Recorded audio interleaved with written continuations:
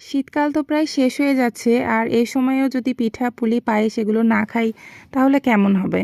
তো আজকে আমি ভাবলাম যে একটু পায়েস বানাই, খেজুর গুড়ের পায়েস। খেজুর গুড়ের পায়েস বরাবরই আমার ভীষণ পছন্দের। আর শীতকালে আসলে খেজুর গুড়ের পায়েস না খেলে একদম শীতকালটাই মনে হয় পরিপূর্ণ হয় না। তো তাই জন্য আজকে আমি বানাচ্ছি খেজুর গুড়ের পায়েস। তো আমি প্রথমেই এই দুধটা সুন্দরভাবে জাল দিয়ে নিয়ে তার মধ্যে দিয়ে দিয়েছি তেজপাতা, এলাচ আর ফুটে উঠলে দিয়ে দিয়েছি চাল। তো এই যে আমি সুন্দরভাবে নাড়াচাড়া করে পায়েসটা বানিয়ে নিচ্ছি। যখন চালটা মোটামুটি সিদ্ধ হয়ে এসেছে তখন আমি খেজুরের গুড়টা দিয়ে দিয়েছি। এই যে খেজুরের গুড়টা দিয়ে খুব সুন্দরভাবে মিশিয়ে নিতে হবে। খেজুরের গুড়ের পায়েস কিন্তু খেতে ভীষণ টেস্টি হয়, আর শীতকালে অবশ্যই সবাই একটু ট্রাই করবেন খেজুরের গুড়ের পায়েস খাওয়ার। এখন আমি গুড়টা দিয়ে খুব সুন্দরভাবে মিশিয়ে নিচ্ছি। এই যে বলক এসে গেছে, সুন্দর মতো ফুটছে, আর কিছুক্ষণের মধ্যেই এটা হয়ে যাবে। খুব সহজে একদম সামান্য কিছু উপকরণে একদম অল্প সময়ের মধ্যে তৈরি করে নেওয়া যায় এই খেজুরের গুড়ের পায়েস।